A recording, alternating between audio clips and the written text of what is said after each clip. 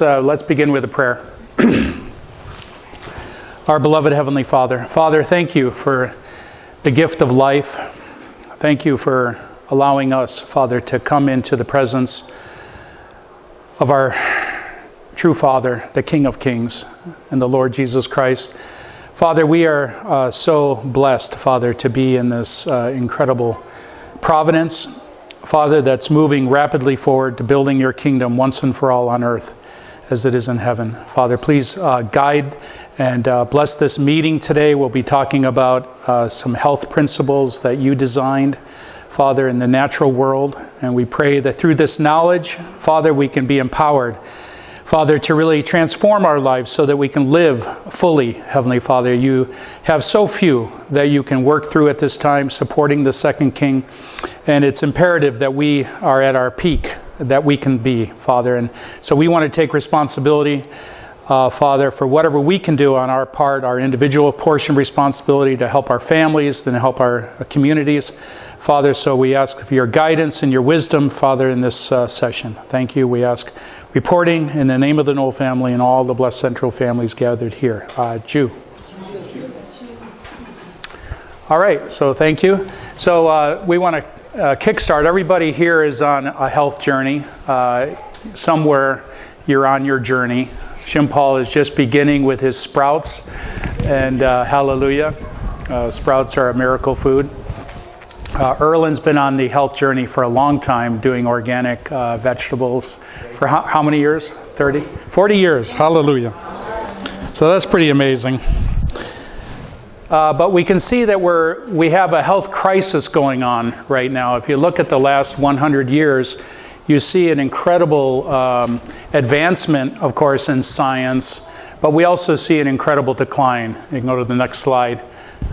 We can see a huge increase in heart disease. You know, at the turn of the century, like the early 1900s, what was the rate of heart disease in the country, would you say? Percentage-wise? Half that, okay. Any other guesses what it would be? Much less, probably. Around 1900. Yeah. What do you think? 10%.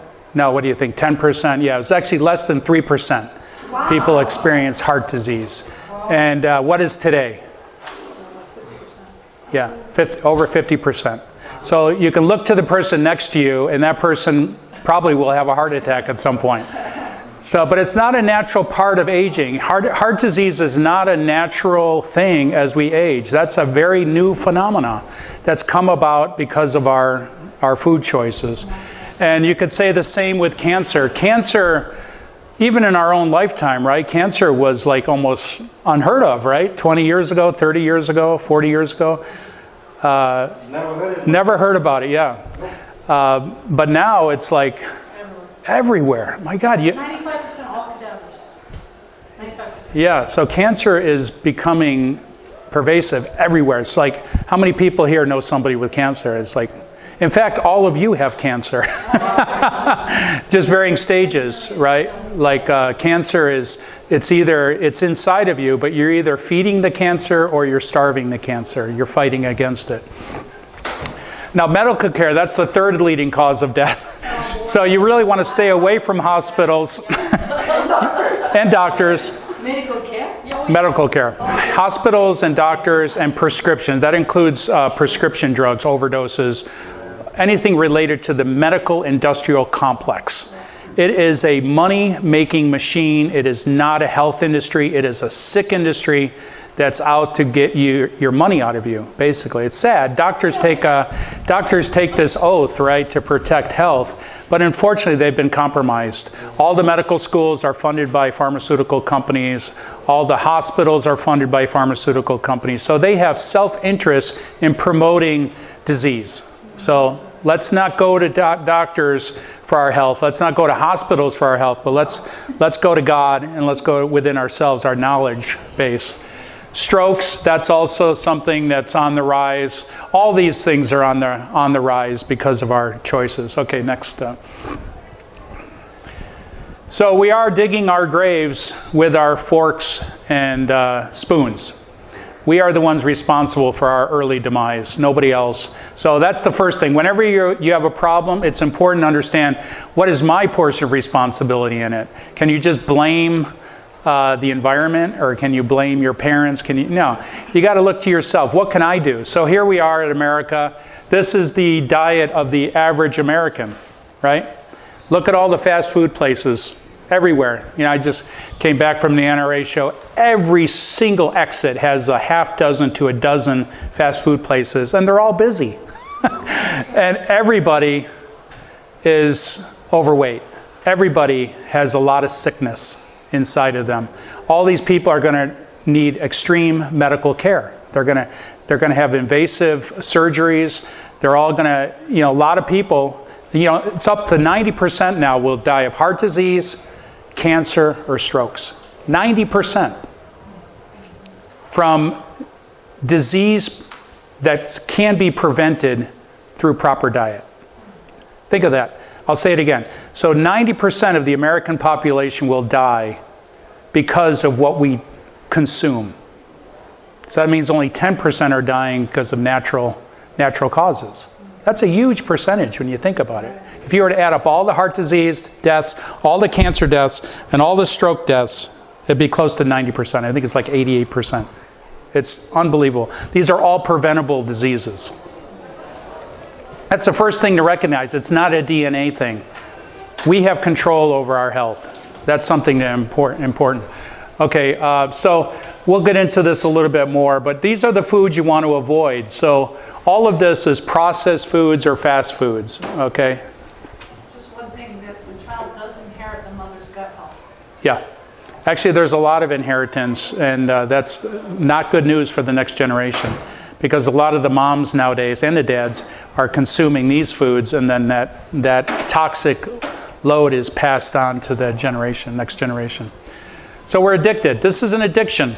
Just like smoking is an addiction, just like cocaine is addiction, junk food is an addiction. You get addicted to salt, sugars, oils. What else? Those are like three. Natural flavors, artificial flavors. These are, the food industry is out to addict you, right? Because it means more sales. So they in ketchup, they'll put a mother load of sugar in there so that you like that sugar, you like that ketchup. And that's true for all the fast foods. Hamburgers have sugar in them. A lot of things have sugar that you're not reading the ingredient label on a hamburger you get from McDonald's. You wouldn't eat it if you did.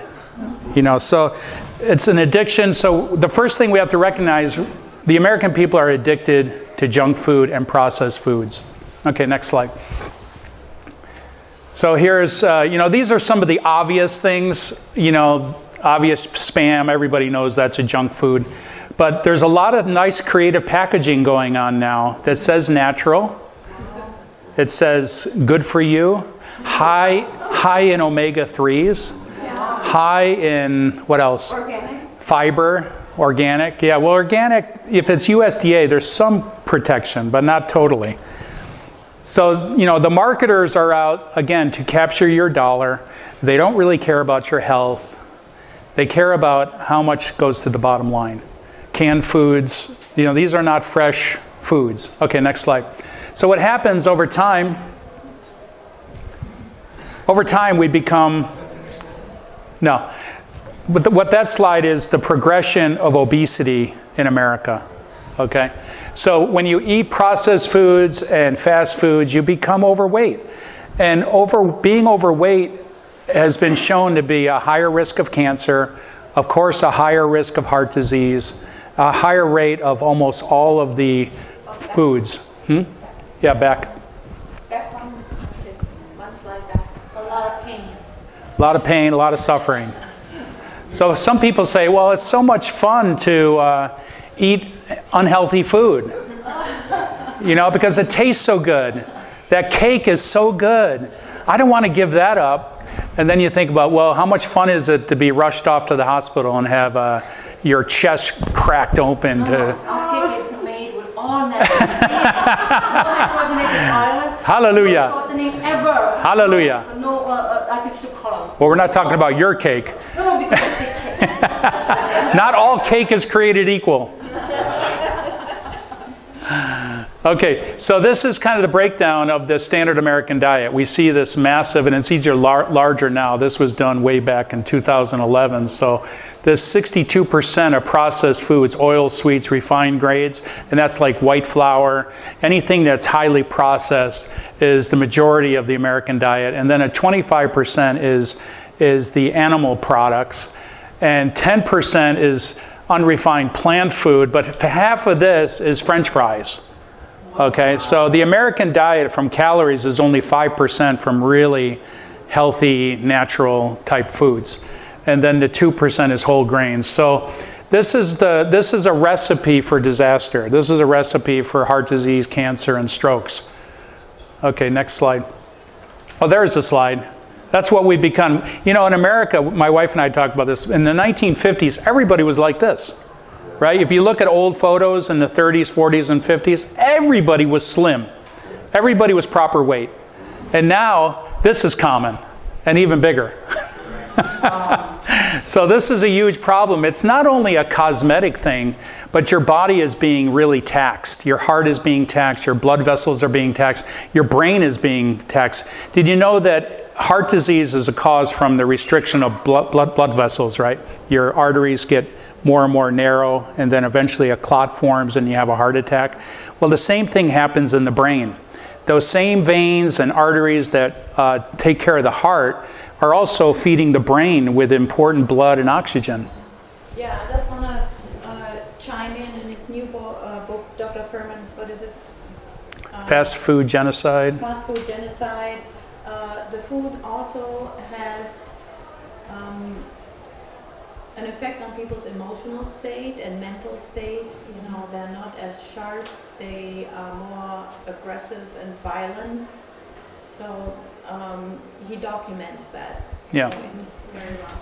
Yeah, so the brain needs oxygen, it needs blood, and if there's a restriction of those elements, then the brain doesn't function very well. Also, the brain is mostly fat. It needs fat. It needs those omega-3s that are found in seafood and avocados and nuts and seeds. If your brain is not getting the natural nutrients that it needs, then the brain is not going to function as well. So it causes a lot of dizziness and fog, mental fog, different things like that. So if you want your brain to function really high, then it's important, not only for your heart, but for your brain, it's important to eat well. So let food be thy medicine. That's really the Dr. Fuhrman's approach. We recommend getting his books. I don't know if you have any of his books here, honey, but his landmark book was Eat to Live. If you want to get that, it's probably not too expensive now because it's been out for a number of years, but it's a really great book. Okay, next slide. So this is really, instead of these, because right now everybody goes to drugs. When they're feeling sick, they go to a doctor and they get prescriptions. Is that a wise strategy for health? Yeah, actually, even our kids, when they were little and they had a stomach ache or they were not feeling well or something, Mom, please take me to the doctor. I said, no way. Right. Yeah, we're kind of brainwashed, That's the first line of defense. You go to the doctor. Let's try some hot lemonade and some vegetable broth and see what that does for you. Yeah, so even the pharmaceuticals, they make it nice, colorful pills, kind of mimicking the natural world. Same with Fruit Loops. They want to make it like really attractive. Because we're kind of genetically designed to be attracted to those colors. Like if we were primates in the woods, we'd be looking for those kind of colors with berries and vegetables. But now the pharmaceutical and the food industry has captured these colors and wanting to attract you into that. But really when we see this, we should get really excited. Okay. So, the whole point is that we are, God made us. We are sacred. Jesus said that we are meant to be the temple, of the living God. So how are we to treat this temple that God gave us? So it's, in one sense, whenever we abuse our bodies, we're abusing the temple. It's like defiling the tabernacle. In the Old Testament, it talks about the tabernacle of God.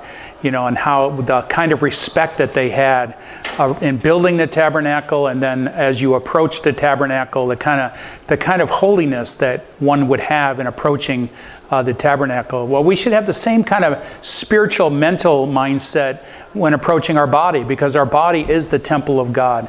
So how do we want to treat the temple of God? Do we want to just defile it? Do we want to just poison it with donuts and other kind of foods that are really damaging the living temple?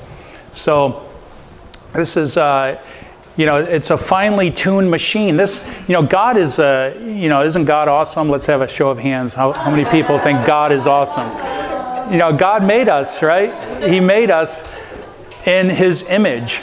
So we are meant to help this temple thrive.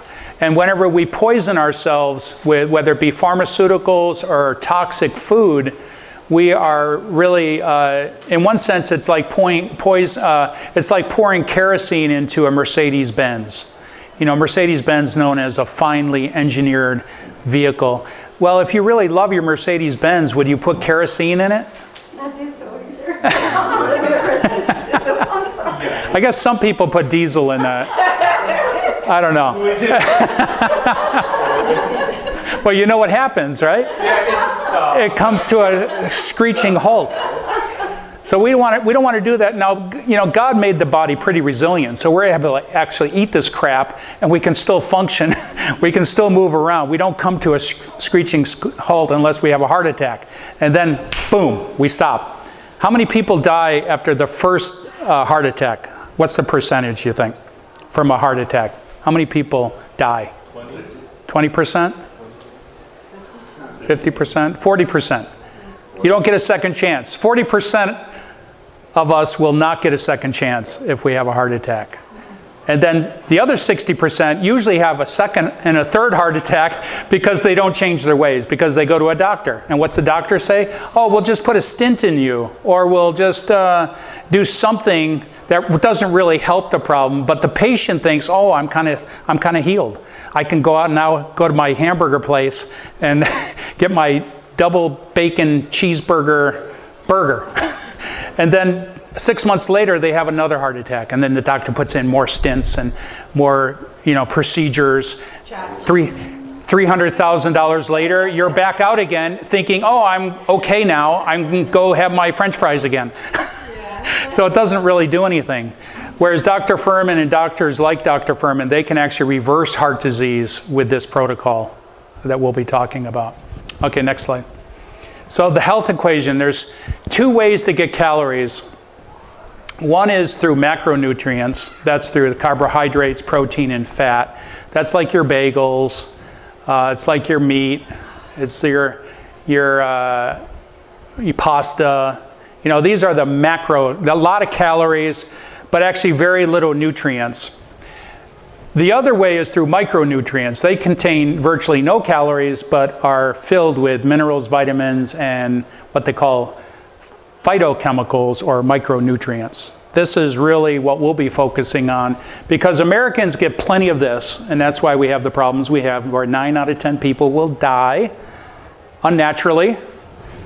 If we shift our thinking and our diet to micronutrients, so in other words, not all food is created equal.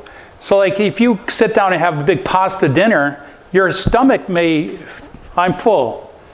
But you actually got very little nutrients, because pasta is made with white flour.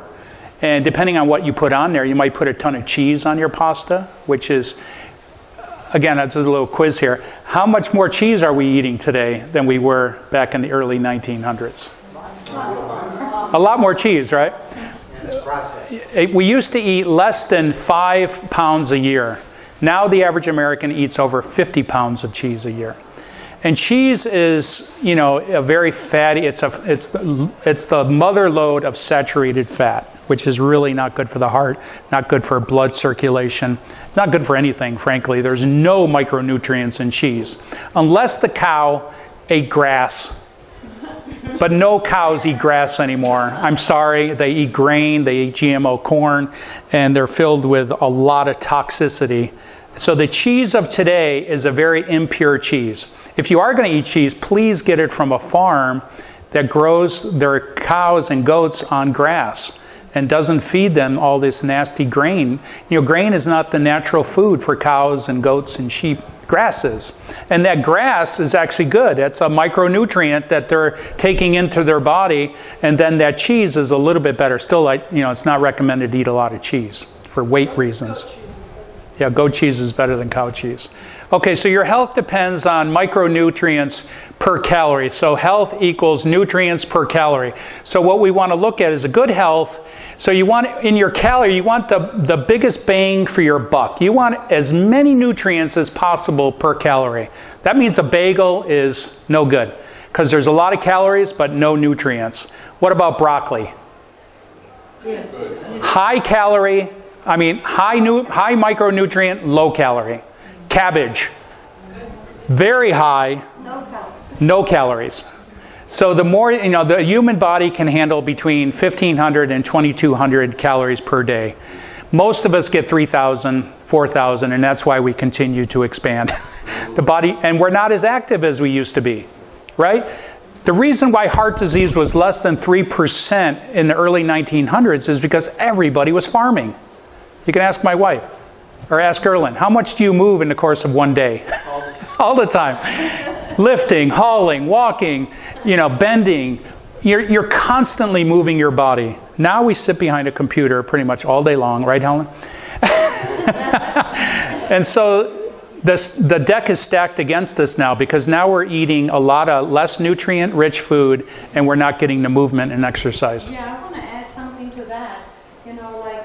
When I eat that soup, which I'm going to be talking about later, or a salad, I feel much more satisfied, even by lower calories, because it has the nutrients that my body is looking for. Oftentimes I eat like something that is empty of nutrients, like bread, and like I feel something is missing. I need to eat something else because I'm not satisfied. But after eating the soup, saying, oh great, I feel good. I'm done. Yeah, we're kind of malnourished because we're not getting the nutrients. So that's why we continuously eat. Yeah. It's not only an addiction, but your body is malnourished because you're not getting what it needs. And that's why you constantly, every 2 hours... Yeah, in a nutshell, overfed and undernourished. Right, exactly. Okay, next slide. So these are... Dr. Fuhrman went through incredible lengths with his staff to come up with the most nutrient-rich foods in the world. Okay, so these are, the 1,000 is the highest score, and Andy is aggregate nutrient density index. So these foods have the highest content of nutrients per calorie. Okay, so the idea is if you can flood your body with these, then you're going to be nourishing your body with the micronutrients. Okay, and you want to have, yeah, go ahead. I'm so afraid to eat any of those vegetables because there's so much spray chemicals. So unless organic, I hardly eat kale. Well, there is sources of organic foods. Yeah, also there's the Clean 15 and the Dirty Dozen. We're not going to go into that in depth today, but you can look that up online. I have a little card in my wallet. I'm going to go get that right now and pass it around. And some of the produce is not so bad if it's grown non-organic. And there's a lot of nutrients found in the seed. So even if kale is sprayed, you still have the micronutrients in the kale. So it's not ideal. You want to try to do organic, and that's why Erlen does organic. You want to try, but don't let that stop you from eating vegetables because the micronutrients are still there. And you wash them off. You do the best you can do. But as Shimpal knows, the nutrients found in the seed are so rich. So that's where most of the nutrients come from, not so much, a little bit from the soil. So even if the soil is depleted, like a lot of farms right now have depleted soils, still the content of the seed is full of micronutrients. So that's important to keep in mind. So don't sacrifice your vegetables just because you can't buy organic. Okay, still eat the vegetables. So this is really what we'll be focusing on here in our demonstration is we want to, with every soup you make, every salad you make, every stir fry. Try to get these top 20 in your diet, because if you do that, then you'll be giving your body what it really needs in terms of the nutrient content. Okay? It doesn't mean you shouldn't eat these. A lot of these things are still good, like corn and tofu and almonds. It just means these have the highest level of nutrients. So you can still work with these, except these. I would keep away from these. Probably up to peanut butter, right around here. You really want to focus on these. Okay, next slide. Even eggs? Yeah, just make sure the eggs are from a good farm where they're eating bugs and not grain all day long. Most chickens, as you know, are raised in a container about this size, and they're fed growth hormone grain all day long, because the farmers only care about dollars per egg. They don't care about the health. Whereas if you go to an organic farm where the chickens are running around, what's that called? Free range? Not free range. Free range. No, there's another term, pasture raised. Pasture raised. Free range they play with that term a little bit, and it's not authentic anymore. But pasture raised is where they're out in the pasture eating bugs, eating worms. But not all the time necessarily, like you can call something pasture raised if they had just 1 hour outside, so. Running around. Best is to go to a farm where you make a relationship with them. Say, listen, I like 2 dozen a week from you, 1 dozen a week, and just, they might be $4 a dozen, $5 a dozen, but you're rather than getting a toxic pill of an egg, you're getting a health-infused egg. It makes a big difference. So these are some of the superfoods. We'll be talking about cruciferous vegetables. These are the gold star vegetables. So this is something, if you can research, get this into your brain. Eat as many cruciferous vegetables as you can. And the reason they're called cruciferous is they have a cross. So it's very, Christ-centered. Wow. They have a cross in their flour. So it's a beautiful thing. And then berries. All berries are good.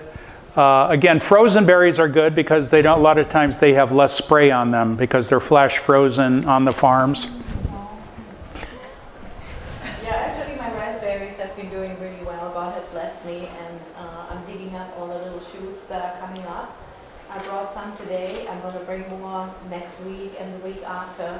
So for all the people who moved in the area lately or have your own home, I'll be happy to share with you how to grow them. They're fall bearing, and I had a huge crop. Huge. Like every day, at least 2 containers full like this, And they're expensive in the store. Right, especially organic. So they're great. They freeze easily. Just put in the container, put in the freezer. That's it. Yeah, and they're really rich with nutrients. And then onions, garlic, leeks, scallions, mushrooms. Both of these are very anti-cancer. Beans are very important for your digestive health. It feeds the bacteria in your stomach, and so that it creates a huge floral abundance in your gut. So you can digest food much better. It helps with stool movement. Yeah. Beans are very important. Yeah, like in the gut, like it's also called the second brain. There's a whole ecosystem going on, and we're just scratching the surface. But ideally, people should have 1 bowel movement with every meal they eat. Some people surprisingly only have 1 bowel movement a week or 1 a day, but ideal, like 3 a day. Easy ones. Nuts and seeds. These are very important. This is what they call a healthy fat. Okay, so there's unhealthy fat, which is pork fat, like bacon. Sorry, I love bacon. But some things you just got to give up. Or just have a very small amount. Just once a week. Once a week, okay. But make sure the pig comes from a good farm. So nuts and seeds are very important. Plants grow at a certain depth, right? What do you say, Erlen, about 5 to 12 inches down? Alfalfa grows 3 feet down. Yeah. But trees are amazing. They go deep into the earth. So they pull minerals out that the plants can't pull out. So you'll find minerals and vitamins and phytonutrients in nuts and seeds that you won't find in plant food. Plus, they've done research. Dr. Fuhrman has done research, and in his books, he has all the books you can read about all this stuff. But the fat actually helps absorption of the micronutrients found in vegetables. So it's like a conduit. So if you top off your salad with a little bit of nuts and seeds, then all the phytonutrients found in the kale and the Swiss chard and the cabbages will help in the absorption into your body if you put a little bit of healthy fat on top of the salad. Okay, next. So these are the champions. This is what you really want to focus on, whether you're making a smoothie or soups, a stir fry. What we do a lot of times is in our soups, we'll just add, say, these 3 or 4 on top right at the final seconds of a soup. So you're spiking your soup with these cruciferous vegetables. Maybe you wouldn't normally think of that in a bean soup, but just add a bunch of finely chopped kale into the soup right like 2 minutes before it's done. It softens it up. It gives it that nutrient a boost of nutrients, and it makes your soup into a super soup. So that's a good way to take in, especially some of these bitter ones. You know, like broccoli rabe is a very bitter kind of green. A lot of these greens, Brussels sprouts, a lot of these collards are very bitter if you just eat them plain, and you won't do it because they just don't taste that great, at least initially. But if you chop it up super fine and then add it to a soup or add it to a smoothie, then you don't even taste it because with the smoothies, you got other fruits in there and stuff like that, so it masks it. Okay. So just real briefly, what happens in a cruciferous vegetable, this is the cell wall, the cell of a plant cell. And by breaking the cell, that's why chewing is really important with cruciferous vegetables, because you break the cell wall, it activates this enzyme inside. Now the enzyme is combined with a glucosinolate, and then it creates what they called isothiocyanates. Now the reason why the ITCs are important, because this is what fights cancer. Okay, that's why cruciferous vegetables are very important when it comes to inhibiting cancer growth in your body. So you're not only feeding your body with micronutrients, but you're actually giving it a weapon of self-defense against cancer, which is trying to take you out. So cancer is being fed by refined grains. It's through cruciferous vegetables that you're actually defeating cancer within your body. Yeah, also apricot kernels. They're also fighting cancer. So I order like a pound or 2 online in bulk, and I have them sitting on my counter, labeled. And every day I just chew on 2 of those. Hallelujah. Okay, next. So this special compound is only found in cruciferous vegetables. So your anti-cancer champion is only found in cruciferous vegetables. So if you're going to have a garden this year, make sure you plant a lot of the vegetables in the cruciferous family. So again, Americans are really low.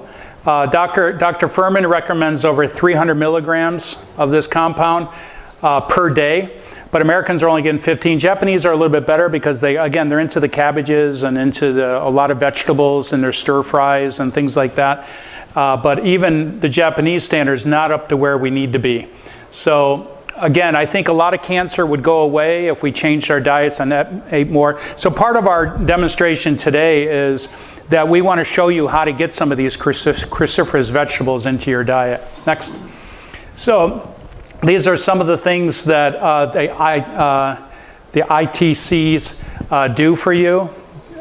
We don't have time to get in, but it's an anti-inflammatory. There's a lot of benefits. So with a little bit of effort, you can really help yourself out. Okay, next. So yeah, you gotta make sure you chew them well because you want to break that cell wall. And again, blending is very good for that. We don't really advocate juicing because juicing takes out all the fiber out of the fruits and vegetables. But if you blend it, you keep all the fiber. That fiber helps your gut beneficial enzymes and floral. steaming, you want to only lightly steam. You want to mostly have a raw diet if you can, but it's okay to steam things. Just don't steam them too long. And aim for 2 servings a day. And it's easy to do that with a smoothie. You'll see. Okay, next. So these are the foods that you want to kind of avoid. You want to limit your animal product. Doesn't mean we're not promoting. Dr. Fuhrman doesn't promote veganism. It just seriously reduce your animal product intake because they're loaded in saturated fat. The American diet actually has too much protein. There's a negative effect with too much protein. And plant protein, which is found in every single plant, did you know that? Like kale has more protein per 100 calories than steak. If you can get your head around that, you just got to eat a lot of kale to get that same kind of protein. But what happens when you eat a lot of vegetables, you fill your stomach, so you feel satisfied. Whereas when you eat meat products, you got to eat a fair amount before you get that feeling fullness. So the idea is to reduce the saturated fat products, eliminate refined sugar if you can, because that's addictive. 6 times more addiction than cocaine. Refined sugar is 6 times more addictive than cocaine. And they know that. That's why they're marketing it to the kids. They get the kids on these sugars early in life, which totally destroys their DNA, their immune systems. Soda, get rid of soda, get rid of white flour, which includes pasta. I see. All these Halloween candies. Halloween candy, yeah. Halloween's evil. Oils. Now, there's 120 calories per tablespoon in oil. So any kind of oil. Olive oil, coconut oil, doesn't matter what kind of oil. It's a highly concentrated food that generates a ton of calories. So if you're trying to reduce your calorie intake, don't put oil on top of your salad. Sometimes you can make a healthy salad and then you dump 600, 700 calories on top of your salad through oil. So go to a vinegar-based dressing. And Dr. Fuhrman has tons of really good recipes for vinegar-based dressings which have virtually no calories, and you can infuse it with cashews, oranges, mangoes, all sorts of micronutrients you can put in your salad dressing, and you can top off your salad to give it a really nice, fresh kind of flavor. GMOs, of course, we know about that. Plastic, canned foods, never good.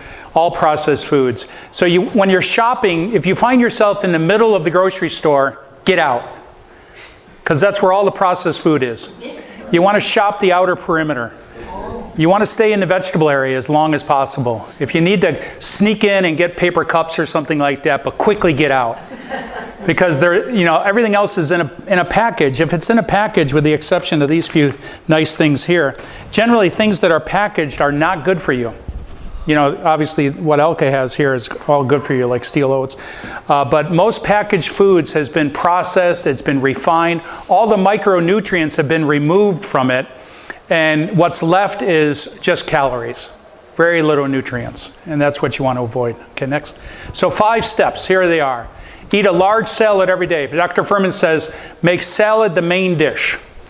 So instead of having steak as the main dish, and a baked potato smothered with butter and cream cheese and sour cream, and a tiny little iceberg salad. Reverse the order. Big salad with an exciting dressing on top. A healthy potato with no, maybe you put what can you put on a potato? Like a tomato sauce or something like that. Something healthy on top of your potato. And then a tiny piece of steak, like maybe 2 ounces of steak. You can still satisfy your love for meat, which I love meat. And we do eat meat.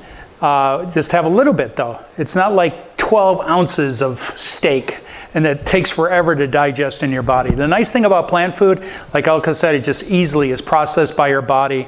Your body can, take all the nutrients, and then it's eliminated. I have a question. So how do you get taste? Like you're eating potato, you want to put butter and some salt on that. How do you get any taste on a dry potato? Well, you can put it like seasoning, like salt, and a little bit of like sea salt, pepper. What do you use for like a garnish? You guys make it edible. Yeah, there's a nice dressing you can make with cashews and miso and a little bit of water. That's a really nice dressing. But this is just like we can talk a little bit more after the class. I have tons of recipes. This is just a refresher, scratch the surface. kind of thing, but we have seminars, or we had seminars where we go more in depth, with big handouts of recipes and more food demos and all that. But I'll be happy to talk with you afterwards. Potatoes are really bland. And actually, Dr. Fuhrman doesn't really recommend white potatoes very much. He prefers... It's a high glycemic. Yeah, blue potatoes or sweet potatoes. But part of the process is cleansing your palate. Like after you get off the addiction of oils, salt, and sugars, then your true taste buds come back. Right now they've been hijacked because you just crave the salts and the sugars, and that's what you're templated toward. But once you go through a cleansing period, then you taste the sweet potato by itself, and it's really beautiful. It's wonderful, the way God made it. And you can start tasting the sodium that's naturally found in fruits and vegetables. Not fruits, but certainly vegetables have a fair amount of sodium, calcium. And you can start enjoying those fine nuances. So beans are every day. Like you can make a bean dip, for example. In the bean dip, you can put garlic, you can put onions, you can even put mushroom powder in there. You can spike your bean dip with all sorts of some of the stuff that Dr. Fuhrman recommends, and you get this incredible spread. So, like rather than putting cream cheese on your toast, right, in the morning, your whole grains spelted toast. You put a layer of bean dip and then thin avocado strips on it. And that is a wonderful breakfast. That is a glorious breakfast. Very satisfying. It's very filling because beans are very filling. Avocados are a good fat. Beans are a good, they call it a resistant starch. So it stays in your gut longer. So you feel very satisfied.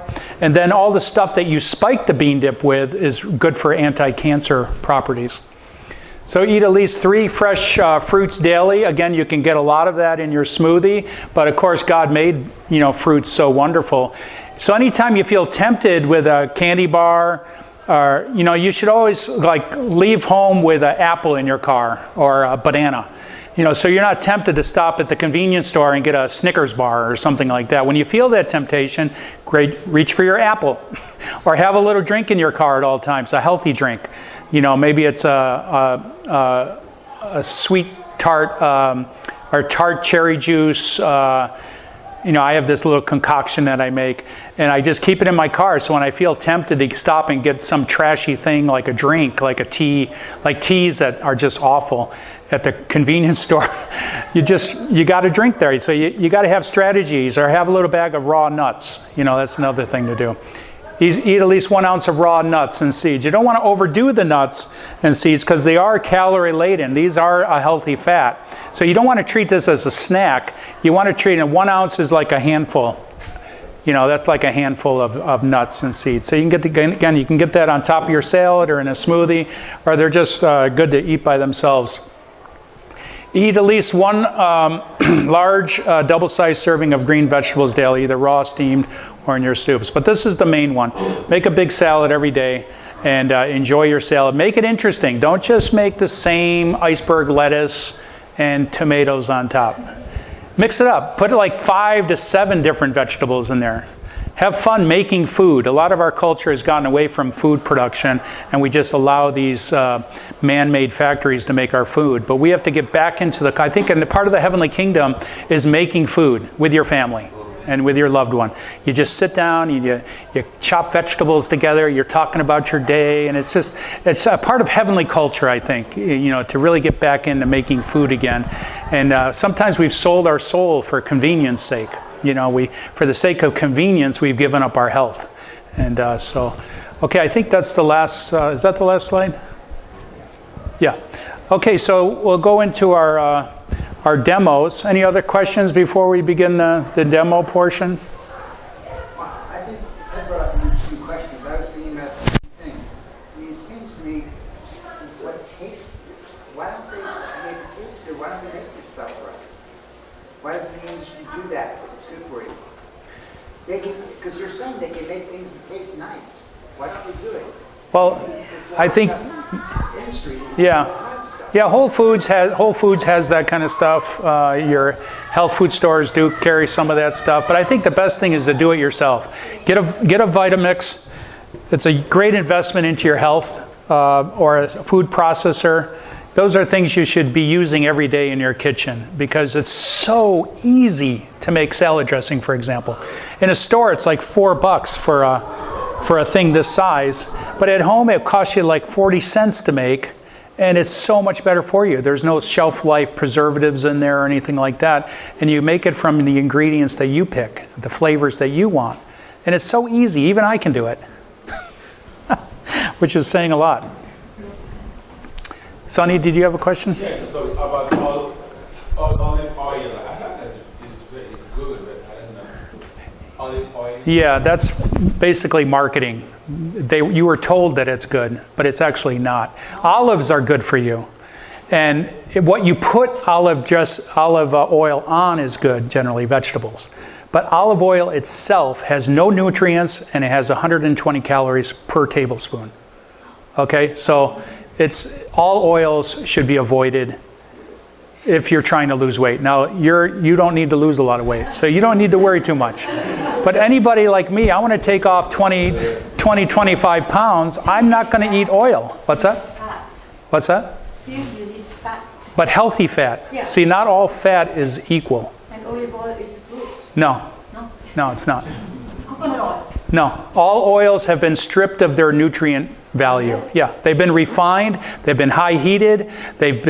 All the nutrients are gone. Now, if you were to eat, Refined coconut oil. it's just words. Oil is oil. You can look it up. You can research it yourself. Don't take anything we're saying at face value.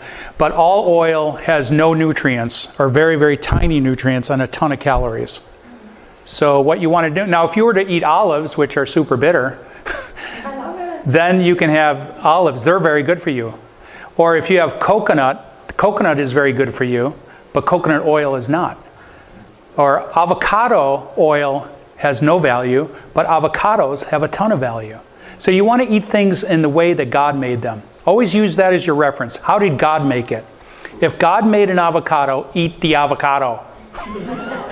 If you have avocado oil, that means man got a hold of it, and they brought it to a factory, and they processed it into an oil. It's not good for you. Yeah, also what you have learned in the food industry, a lot of their profit depends on the shelf life, right? The longer, if it does spoil, then that ruins the profit. So they have to make it last, therefore it is heated high, so that anything living is killed off. Right. Yeah. What about things like guayaba, maracaju, What's that? what about things like guayaba, maracaju? What is that? Is that a Brazilian specialty? Okay, so shall we go? Very nice fruit in Brazil, which we don't have here. Yeah. Well, thank God we get stuff shipped in from all over the world We're going now. to be briefly covering the So soup we can again. enjoy those things. And we're going to have green smoothie, and I'm going to be talking about the muesli. We're going to have the tasting afterwards, because otherwise it's going to get too lengthy for the filming.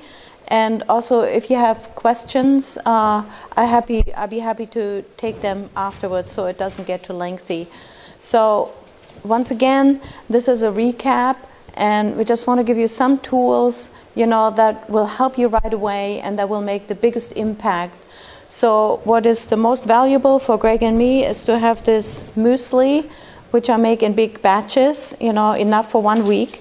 And it makes things very quick. If you have to run out of the house, you just pack up a bowl of this, slice a banana on top, and it's very portable. You can take it with you. It doesn't take a long time to prepare. Then this morning I went into the garden and I got some rhubarb.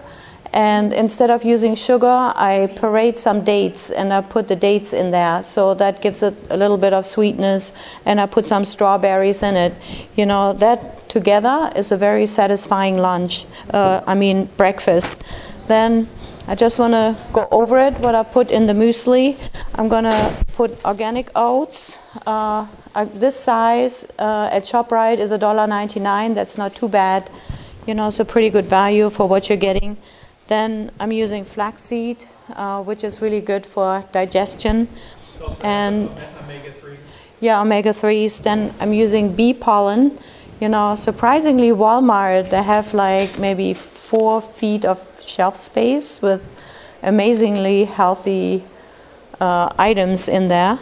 So I'm voting with my dollars. So if you can say about Walmart what you want, but if I buy these things, they will probably restock them because they restock what they make money on. Then we have chia seeds. They're also very healthy. I cannot go in the details of the health benefits of all of these things, but you can look this up. Hemp seeds, super healthy. And what? Hemp? Hemp seeds? Yeah, okay, I will. Hemp seeds. And then we have sunflower seeds, which you buy in bulk. And walnuts. They're on sale at Shop right now, $6 a pound. That's pretty good for nuts. What I do is I take the whole pound bag, take a meat hammer, and then chop them, then put them in a jar. So I want to make this lifestyle sustainable and look for little shortcuts, And then also black seeds, organic black seeds, very healthy. I found TJ Maxx, they have a little food section, and they have all kinds of interesting, healthy supplements. Oh yeah, one thing worth mentioning is maca powder, supposedly an adaptogen. It gives you energy and it has a ton of health benefits. So I put some in there too. So that makes the muesli. Also, it should be soaked overnight because it's much easier to digest, so keeps in the fridge, safely for about a week, and it's much easier to digest. Okay, that's the muesli. Now, let's move on to the soup, which I recently discovered in these wonderful books, which you can look at later. This one is Backyard Pharmacy. I found it at an Amish market, and the Amish people are so clever now they can sell their weeds too. But they looked a little limp, but I bought the book and I was so inspired, by the health benefits of these weeds that I wanted to know what else has this author written. And this is Be Your Own Doctor, Rachel Weaver, nice Amish lady. A lot of testimonials in there too. And Be Your Own Doctor too. If I only get to, I have a shelf full of books. If I only get to keep 3 books, these were the books that I would keep, to keep my family healthy. Then I have edible wild plants. There's a whole salad bar out there in your garden. People say, I cannot afford to eat healthy. This stuff is free. Learn about it. So... Yeah, then in one of these books I found Dr. Beeler's vegetable broth recipe for detox and cleansing. And it has a few simple ingredients in it, which is zucchini, string beans,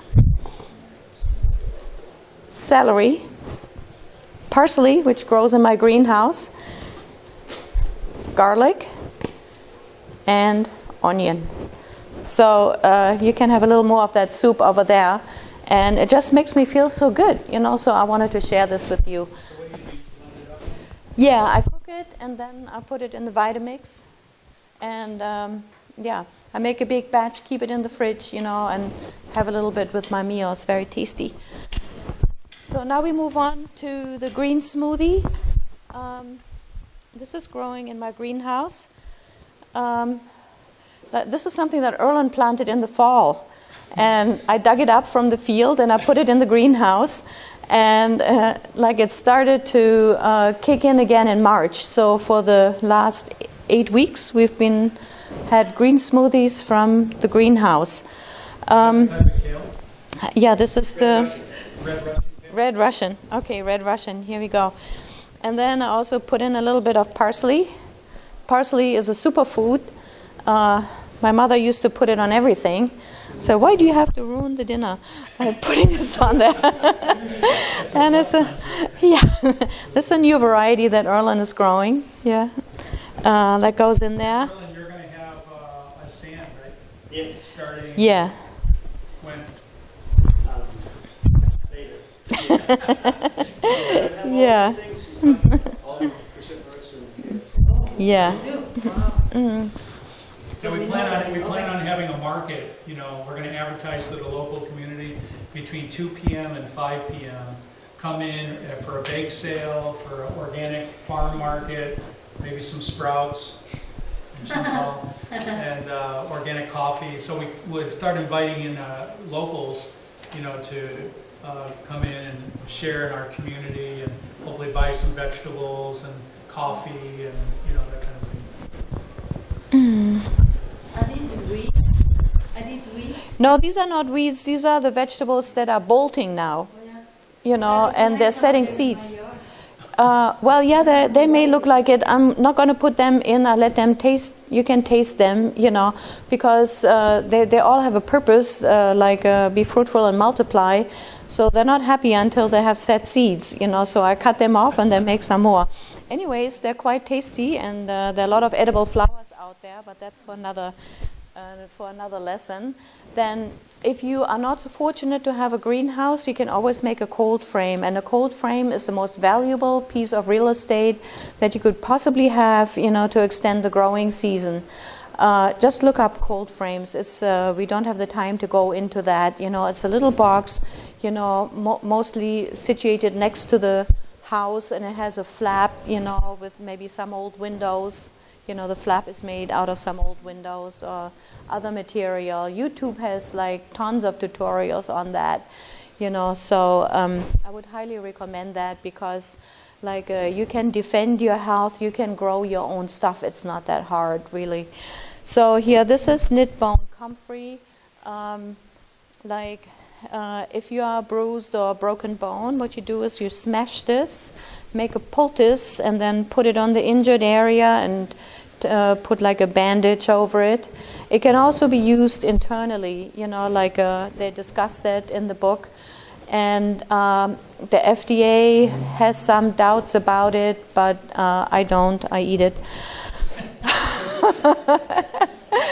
Then last year I burned my hand, like 3rd-degree burn. I wanted to bring you a picture. It was blistering, it was raw, the skin was peeling away.